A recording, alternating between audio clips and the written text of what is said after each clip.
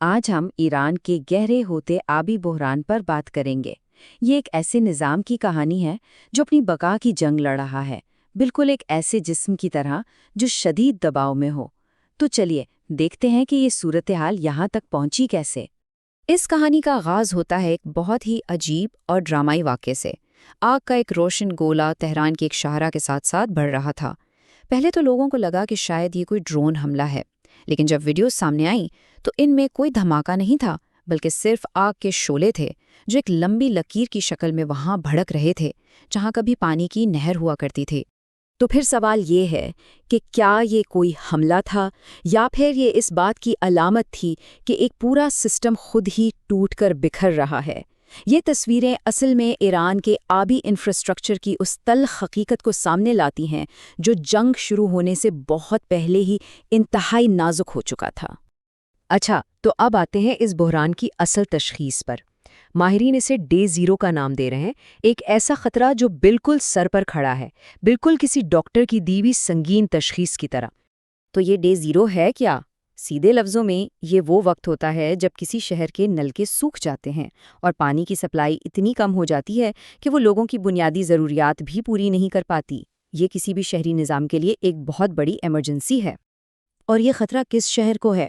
Tehran کو، جہاں 90 لاکھ لوگ رہتے ہیں۔ پچھلے سال کے آخر میں اس شہر کو پانی پہنچانے والے بڑے بڑے ذخائر تقریباً خالی ہو چکے تھے، جس سے اندازہ ہوتا ہے کہ یہ بحران کتنا بڑا ہو سکتا ہے۔ حالات اتنے خراب ہیں کہ خود ایران کے صدر کو یہ وارننگ دینی پڑی کہ پانی کی راشننگ کے باوجود اگر جلد بارشیں نہ ہوئیں تو لوگوں کو تہران خالی کرنا پڑے گا۔ یہ ایک ایسی بات ہے جو صورتحال کی سنگینی کو بالکل واضح کر دیتی ہے۔ لیکن یہ بحران کوئی ایک دن میں پیدا نہیں ہوا، یہ تو ایک پرانی دائمی بیماری کی طرح ہے جو کئی دہائیوں سے اس پورے سسٹم کو اندر سے کمزور کر رہی تھی۔ چلیے ذرا ان پرانی وجوہات کو دیکھتے ہیں جنہوں نے اس کی بنیادوں کو کھوکھلا کر دیا ہے۔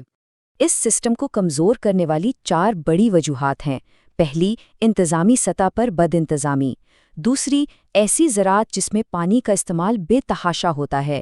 تیسری، موسمیاتی تبدیلی کے اثرات۔ اور چوتھی، معاشی پابندیاں جن کی وجہ سے انفراسٹرکچر کو ٹھیک رکھنے کے لیے ضروری سامان بھی نہیں مل پاتا۔ یہ سب مل کر ایک بہت ہی خطرناک صورتحال پیدا کر رہے ہیں۔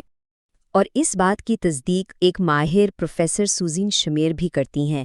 وہ کہتی ہیں ایران کے پاس پہلے ہی اتنی سکت نہیں تھی کہ وہ موسمیاتی تبدیلی کی وجہ سے پانی پر پڑنے والے اثرات کا مقابلہ کر سکے، یعنی یہ سسٹم نئے جھٹکے برداشت کرنے کے لیے پہلے ہی بہت کمزور تھا۔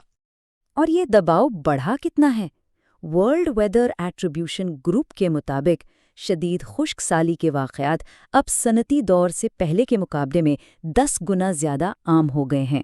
یہ ایک اہم اشارے کی طرح ہے جو بتا رہا ہے کہ یہ بیماری بہت تیزی سے بڑھ رہی ہے۔ اور اب اس پرانی بیماری کے اوپر ایک نیا شدید صدمہ بھی آ گیا ہے، حالیہ تنازع۔ یہ بالکل ایک ایسی چوٹ کی طرح ہے جو ایک پہلے سے کمزور اور نازک جسم کو لگی ہو، جس سے اس کی پوری طرح ناکارہ ہونے کا خطرہ بڑھ گیا ہے۔ اس سے فرق بالکل صاف سمجھ آتا ہے۔ دیکھیں، ایک صحت مند سسٹم جو ہوتا ہے وہ جھٹکے برداشت کر لیتا ہے اور پھر سنبھل جاتا ہے، لیکن ایران کا سسٹم جو پہلے ہی دباؤ میں تھا اب بہت نازک ہے اور تباہی کے دہانے پر ہے۔ یہ تنازع اس کمزور سسٹم کو اس کی آخری حد تک دھکیل رہا ہے۔ تو ان سب کے بعد آگے کا منظرنامہ کیسا ہے؟ طویل مدتی تشخیص کیا کہتی ہے؟ آئیے اس آخری حصے میں دیکھتے ہیں کہ ایران کی آبی سلامتی کے بحران کا مستقبل کیسا نظر آتا ہے۔ ایک ماہر ٹام ایلیسن اس بات کا خلاصہ یوں کرتے ہیں: اس تنازع کا نتیجہ چاہے کچھ بھی نکلے، ایران کو اس بگڑتے ہوئے مسئلے کا سامنا پھر بھی کرنا پڑے گا۔